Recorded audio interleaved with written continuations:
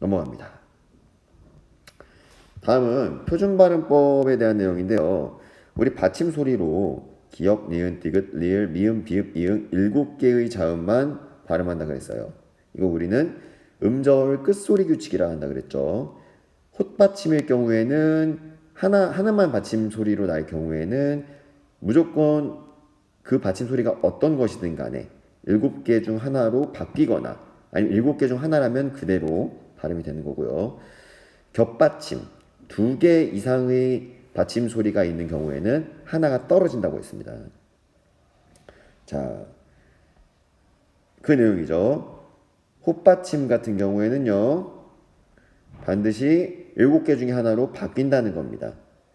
쌍기역과 키읔은 기역으로, 시옷, 시오, 지읒, 치읒, 티읒은 디귿으로, 피읍은 비읍으로 바뀐다는 거예요. 우리 발음해보면 알 수 있죠. 여기서 혹시 궁금한 친구들이 있을 수 있어요. 선생님, 이거 닭다 할 때 이 쌍기역 2개 아닙니까? 겹받침 아닙니까? 이거 헛받침입니까? 헛받침입니다.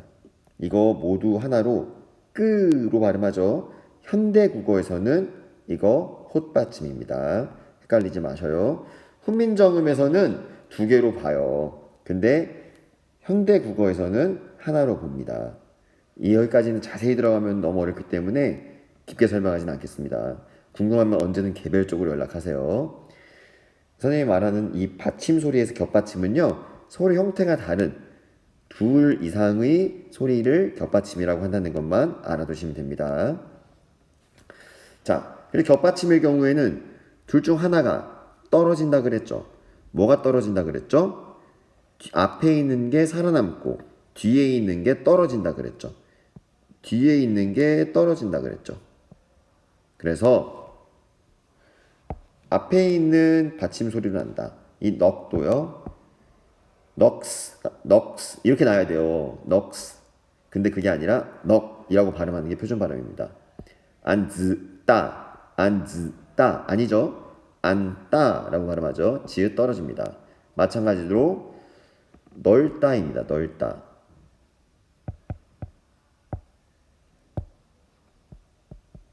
널따. 외골입니다. 외골. 그러니까 외골수라는 표현을 쓰는데 한 가지에만 경도되어 있는 어느 한 가지 측면만 몰입해 있는 사람을 외골이라고 하죠. 외골. 또 할따입니다. 할트따 아니죠. 할따입니다. 없다입니다. 없다. 자, 여기는 표준 발음, 받침 소리의 표준 발음 모두 다 잘 알겠죠? 그런데 리을, 기역, 리을, 미음, 리을, 피읍, 래퍼, 라모는 레게를 좋아해 이렇게 외우라 그랬었는데 이 경우에만 뒤에 있는 소리가 살아남고 앞에 있는 소리가 떨어진다. 기역, 미음, 피읍이 살아남는데 이 피읍은 다시 음절 끝소리 규칙에서 비읍으로 변한다 그랬죠? 그래서 여기 정리합니다. 닭, 삼, 읍다 라고 표준 발음이 납니다. 이 읍다는요, 이 받침 소리가 릴 피읍에서 그냥 피읍만 나고요. 앞에 있는 소리가 떨어진다 그랬죠. 뒤에 있는 소리가 살아남는다고.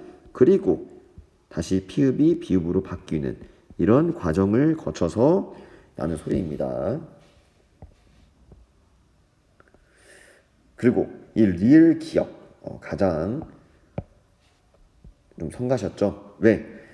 리을 기역이 어간과 어미가 결합하는 경우에 이 어간의 마지막 소리일 경우 마 리을 기역, 무 리을 기역 이처럼 어간의 마지막 소리일 경우에는요. 그리고 뒤에 기역으로 시작하는 어미가 올 경우에는요. 그때는 리을 기역도 리을로 발음한다는 겁니다. 맑게, 묽고 헷갈리는 부분이었죠. 어간과 어미가 무엇인지에 대해서 잘 모르겠는 친구들은 다시 앞에 영상 보고 오길 바랍니다. 리을 기억이 어간과 어미 중에서 어간의 마지막 소리이고 뒤에 기억으로 시작하는 어미가 오는 경우, 즉 용언의 어간 말음, 어간 마지막 소리 리을 기억은 즉 기억으로 시작하는 어미의 기억 앞에서 리을로 발음한다. 즉 앞에 있는 소리가 살아남고 뒤에 있는 소리가 떨어지는 여기 위에와는 반대되는 모습을 보인다는 내용입니다. 넘어갑니다. 자, 여기서부터는요, 이제 받침 소리 중에서도 위에는 헛받침과 겹받침의 발음이었다면 여기는 이제 연음에 대한 내용이에요. 헛받침이나 이 쌍받침, 요거는 이제 쌍받침은 쌍기역, 쌍디귿, 이걸 쌍받침이라고 합니다. 겹받침은 여기는 리을 기역, 니은 지읒, 이런 소리를 서로 다른 이 소리가 모여서 이루어진 받침을 겹받침이라고 하고요. 즉 다시 얘기해서 쌍받침은 내가 소리 하나라 그랬잖아. 그래서 여기 하나라고 나온 겁니다. 헛받침이나 쌍받침이 모음으로 시작된 조사나 어미 접사와 결합된 경우, 이거 우리 뭐라고 바꿔 이해하면 될까요? 헛받침이나 쌍받침이 모음으로 시작된 조사, 어미, 접미사, 이거 형식 형태소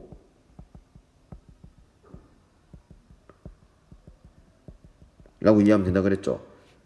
이거는 무엇의 헛받침이나 쌍받침이겠어요? 당연히 앞에 뭐가 오겠어요? 실질 형태소가 와야 됩니다. 실질 형태소.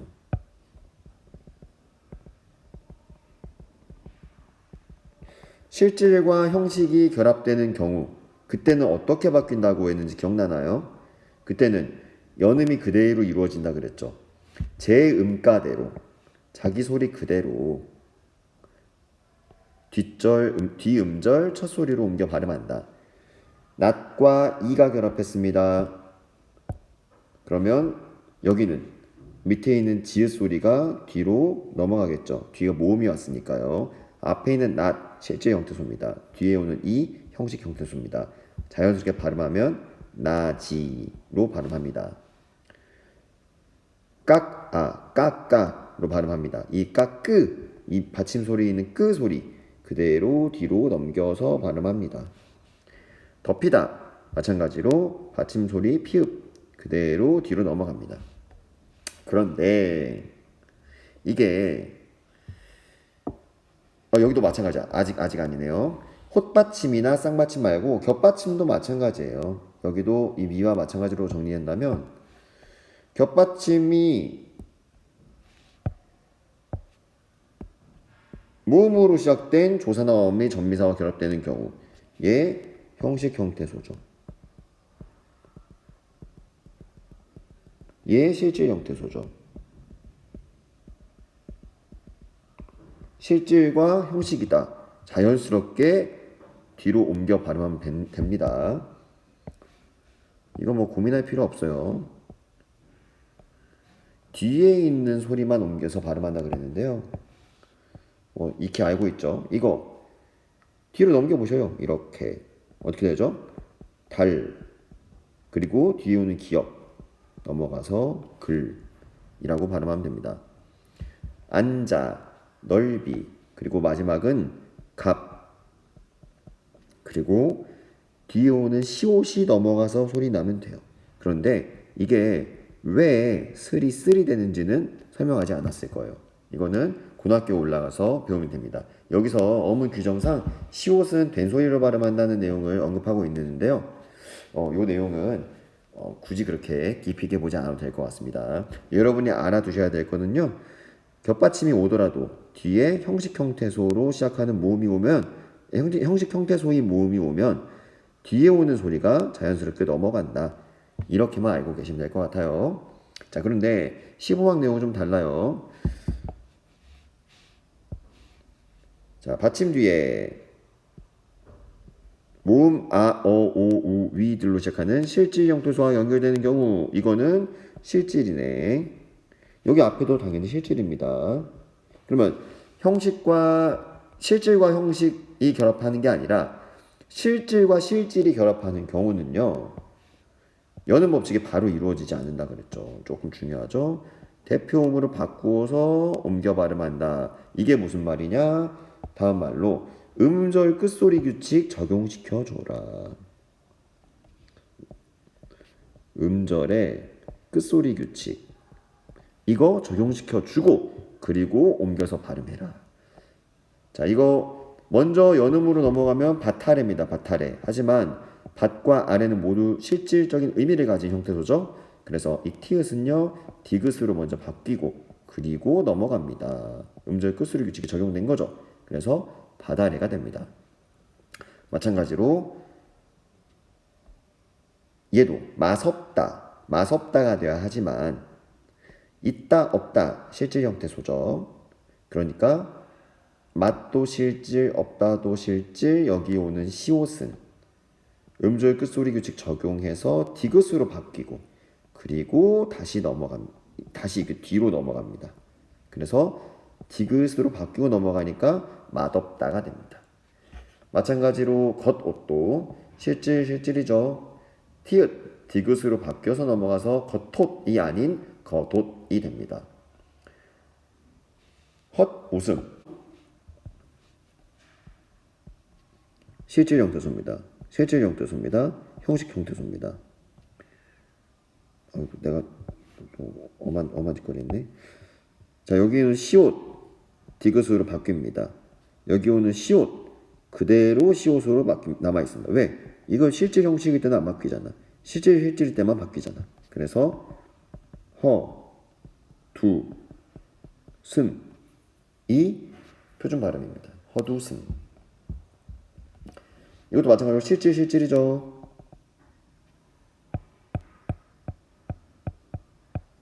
실질. 치읓 디귿으로 바뀌죠. 음절 끝으로 규칙 적용되면. 그리고 넘어가서 꼬, 뒤가 표준 발음입니다. 마찬가지로 겹받침의 경우에도 여기서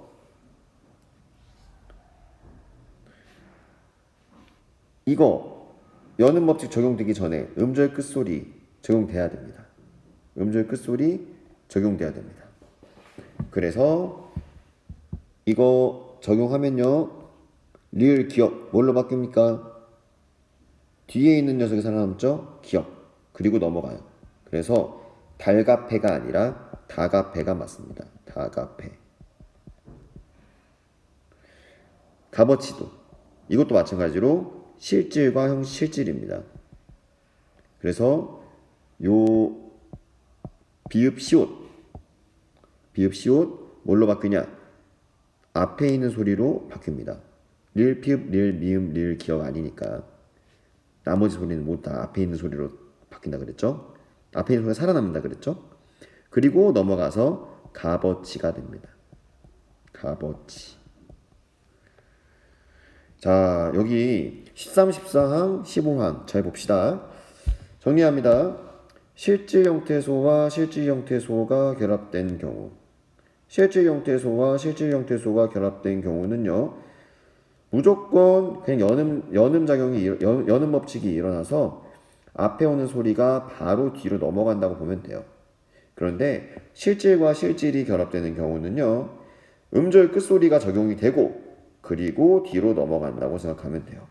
뒤에 다 이게 모음이 오는 경우입니다. 모음이 오는 경우. 받침 소리가 있고 모음이 오는 경우 이 받침 소리가 그냥 넘어가니 아니면 음절 끝소리 규칙이 적용되고 넘어가니 그 차이입니다. 헛받침이든 쌍받침이든 겹받침이든 모두 똑같이 적용됩니다. 넘어갑니다. 자, 히읗 발음. 받침 소리에 히읗이 올 경우 어떤 발음이 나는지 정리해 봅시다.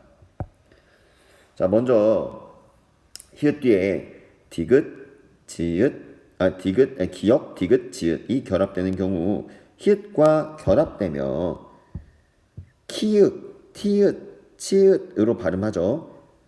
노히읗고, 노코, 안히읗던, 안턴, 달히읗지, 달치죠, 달치. 히읗 뒤에 시옷이 오는 경우 이 시옷이 쌍시옷으로 바뀌어서 받는다 그랬죠. 이것도 결합된다고 볼 수 있다고 여기는 결합된다고 나왔는데 조금 애매한 부분입니다. 그냥 히읗과 시옷이 만나면 쌍시옷으로 변해서 받는다고 정도만 알아두세요. 히읗 뒤에 니은이 결합되는 경우 히읗이 디귿 히읗과 니은이 오는 경우 히읗이 디귿으로 바뀌고 그 다음에 또 니은으로 바뀌어서 니은과 니은이 결합되는 모습처럼 보인다 라고 수업했었죠. 그래서 이 부분 정리하면 노히읗는 논는입니다. 싸히읗네 싼네요, 싼네. 4번 봅니다. 히읗 뒤에 모음으로 시작되는 어미나 전미사가 결합되는 경우 자 모음이 오면 히읗 뒤에 모음이 오면 이때 히읗은 발음하지 않는다. 히읗 뒤에 모음이 오면 발음하지 않는다. 나은 아는 싫어도 싸이다. 자 여기 한번 보셔요. 이 아는 히읗 떨어졌죠. 뒤에 모음이 오니까 하지만 니은 남았죠. 뒤에 모음 왔죠. 넘어갑니다. 그래서 아는 이라고 발음된 거예요. 여기도 마찬가지죠. 리 히읗 사라집니다. 뒤에 모음 오니까. 그리고 리을 넘어갑니다. 싫어도 된 겁니다. 자, 그래서 이 부분 여러분들 형광펜으로 이게 결합되는 경우, 이게 결합되는 경우, 이게 결합되는 경우, 이게 결합되는 경우 네 가지 경우로 나누어서 알아두시기 바랍니다. 무엇이? 히읗이. 아시겠죠? 자, 다음 한글 맞춤법. 우리 이제 지금까지 표준 발음법에 대해 배웠다면 한글 맞춤법 정리해 봅시다. 만듬. 자 봅시다. 15항 보면요. 용언의 어간과 어미는 구별하여 적는다. 즉 한글 맞춤법 제1항 소리대로 적되 어법에 맞춰서 적음을 원칙으로 한다. 이때 원형을 밝혀 적는다는 어법에 맞춰 적는다는 내용입니다. 즉 어간과 어미의 원래 형태를 밝혀 적어 주어야 한다. 그래서 소리 나는 대로 그냥 연음시켜서 적는 게 아니라 원래 높이가 높고 할 때 이 높다 할 때 그죠? 깊이가 깊음 할 때 이 깊다 할 때 깊이죠. 이 원래 형태를 밝혀 적어야 된다. 그리고 나머지도 적어줘야 한다. 이 얘기예요. 원래 형태를 밝혀 적어야 한다. 여러분도 이제 우리 한국어를 사용하는 한국 사람들은 자연스럽죠. 몸이 지치고 마음이 힘듦. 소리 나는 대로 적은 겁니다.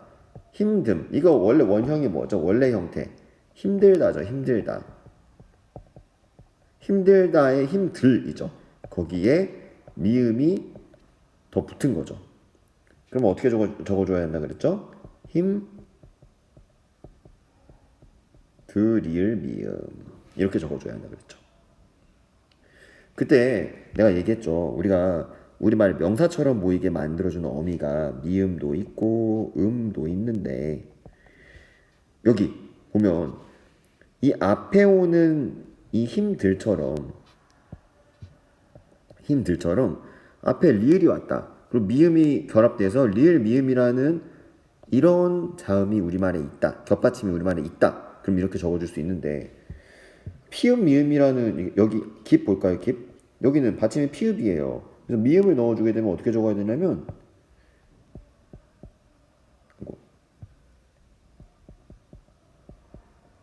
이런 글씨를 이런 말을 적어줘야 돼요. 미음으로 우리가 명사처럼 적어주려면 이런 말 우리말에 존재하지 않죠. 그래서 음을 넣어주는 겁니다.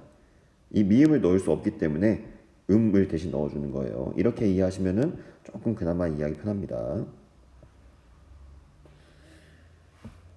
자, 원형을 밝혀 표기한다. 여기 있는 내용들 잘 알아두시기 바라요. 바라요.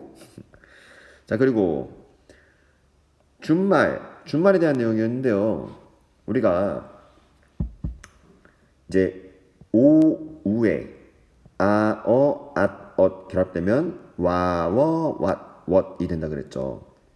또 왜, 뒤에 어가 결합되면 왜 또는 엇이 결합되면 웻으로 줄어든다 그랬죠. 그래서 우리가 되다, 되어 줄였으면 뭐가 되죠?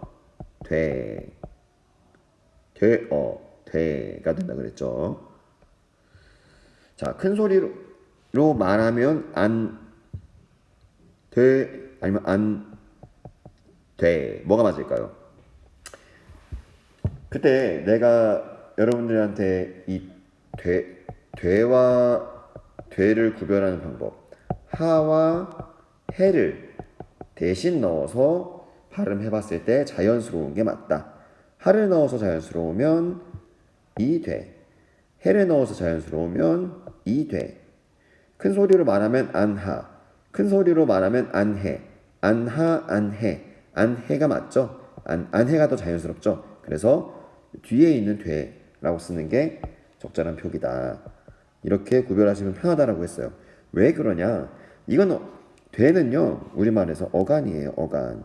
어간만으로는 단어가 안 만들어져요. 반드시 뒤에 뭐가 와야 되냐?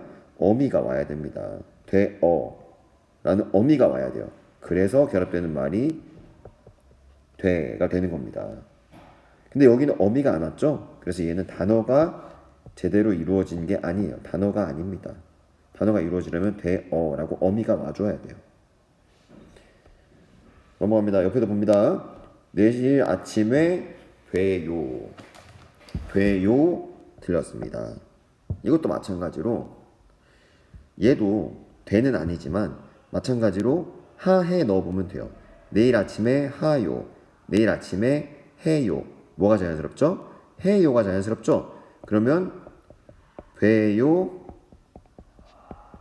돼요, 하요, 해요. 해요가 자연스럽죠? 돼요라고 적어주는 게 제대로 된 한글 맞춤에 맞는 우리말 표기입니다. 왜 그러냐? 이것도 마찬가지로 돼는 단어가 아니라 어간이에요. 뒤에 어라는 어미가 반드시 와야 합니다. 이 어간만으로는 단어가 아니에요. 그런데 이 선생님 요가 있지 않나요? 아, 요는 어미가 아니에요. 얘는 보조사라는 다른 특성을 가진 문법 요소입니다. 어미가 아니에요. 그래서 어미가 와야 되는데 어미 없이 어간만 쓰였기 때문에 요 위에 있는 돼요라는 이 표현은 틀린 표현입니다. 됐죠? 자, 이렇게 해서 지금까지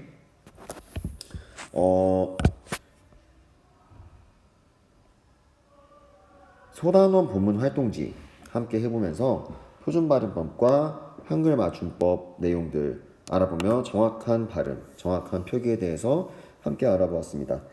자, 오늘 수업 듣느라 대단히 고생 많았고요. 모르는 내용 있으면 언제든지 재영국어 카카오톡 플러스 친구를 통해서 질문해 주기 바랍니다. 여러분들 이제 시험 다가오면 시험 공부해야 되는데 원격으로만 공부하고 시험을 응시하려면 어려움이 참 많을 수 있어요. 이럴 때일수록 수업 내용 꼼꼼히 잘 필기해 두고 여러 번 복습하기 바랍니다. 자, 오늘 수업은 여기까지 하겠습니다. 고생 많으셨습니다.